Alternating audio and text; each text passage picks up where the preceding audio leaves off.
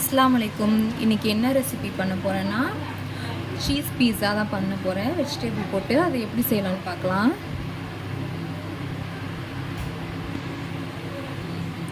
இப்போ butter apply பண்ணிக்கிறேன்.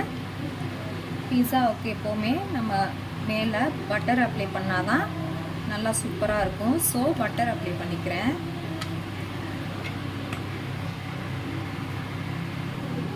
இப்போ பட்டர் அப்ளை பண்ணிட்டேன். நெக்ஸ்ட்டு வந்து கெச்சப் அப்ளை பண்ணிக்கிறேன். இதை நல்லா ஸ்ப்ரெட் பண்ணிடணும். அப்போ தான் நல்லா டேஸ்டியாக இருக்கும். பீஸாவுக்கு மெயினே இதுதான்.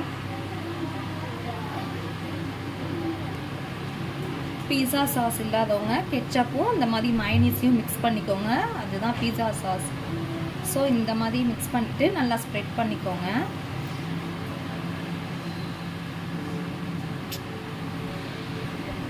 இப்போ நல்லா ஸ்ப்ரெட் பண்ணியாச்சு. இப்போ நான் வந்து கேப்சிகம், டொமேட்டோ, ஆனியன் வந்து இங்கே வைக்கிறேன். நம்மளுக்கு என்னென்ன வெஜிடபிள்ஸ் வேணுமோ அதெல்லாம் நம்ம ஆட் பண்ணிக்கலாம்.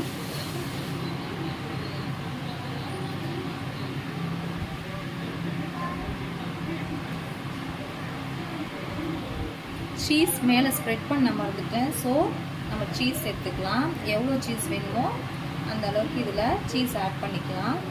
சீஸ் நிறைய போட்டால் சூப்பராக இருக்கும். எப்போயாவது ஒரு வாட்டி இந்த மாதிரி நிறையா சீஸ் நம்ம ஆட் பண்ணி சாப்பிட்டா செம்ம டேஸ்டியாக இருக்கும். இப்போ வெஜிடபிள்ஸ் எல்லாம் ஆட் பண்ணியிருக்கேன். கேப்சிகம், டொமேட்டோ, ஆனியன் எல்லாம் ஆட் பண்ணியிருக்கேன். ஸ்ட்ரெடட் சீஸ் தான் யூஸ் பண்ணியிருக்கேன். இப்போ அதுக்கு மேலே ஒரு லேயர் வந்து நான் சீஸ் போடுறேன்.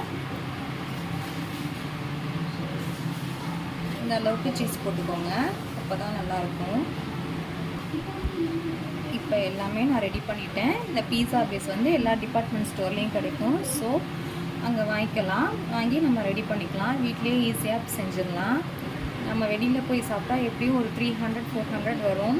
பீஸா பேஸ் வாங்கிட்டோம்னா நம்ம இருக்கிற வெஜிடபிள்ஸ் வச்சு சீஸ் வாங்கி நம்ம ஈஸியாக வீட்லேயே செஞ்சிடலாம். கிட்ஸுக்கெலாம் ரொம்ப பிடிக்கும். ஸோ இப்போ எல்லாத்தையும் டாப்பிங்ஸ்லாம் போட்டு ஃபினிஷ் பண்ணிட்டேன். நெக்ஸ்ட்டு ஆரிகானோ ஃப்ளேக்ஸ் சேர்க்குறேன். பீஸா ஆரிகானோ சீசனிங் கிடைக்கும் டிபார்ட்மெண்ட் ஸ்டோரில். இதையும் நம்ம சேர்த்துட்டோம்னா சூப்பராக இருக்கும். இதுதான் மெயினு பீஸாவுக்கு டேஸ்ட்டு கொடுக்குறது. ஸோ இதையும் நம்ம இதில் ஆட் பண்ணிக்குவோம். சில்லி ஃப்ளேக்ஸ் இருந்தால் கூட சேர்த்துக்கலாம். கிட்ஸு வந்து காரமாக சாப்பிட மாட்டாங்க. ஸோ நான் சில்லி ஃப்ளேக்ஸ் இதில் ஆட் பண்ணல. இது மட்டும் ஆட் பண்ணிக்கிறேன். ரெடி ஆயிடுச்சு. இப்போ நான் இதை ப்ரீ ஹீட் பண்ண போகிறேன். 220 செல்சியஸில் 10 மினிட்ஸ் ப்ரீ ஹீட் பண்ணிவிட்டு இப்போ ரெடி பண்ண இந்த பீஸாவை நான் ஓவனில் வைக்க போகிறேன். இப்போ 220 டிகிரி செல்சியஸில் 10 மினிட்ஸ் நான் பேக் பண்ணுறேன்.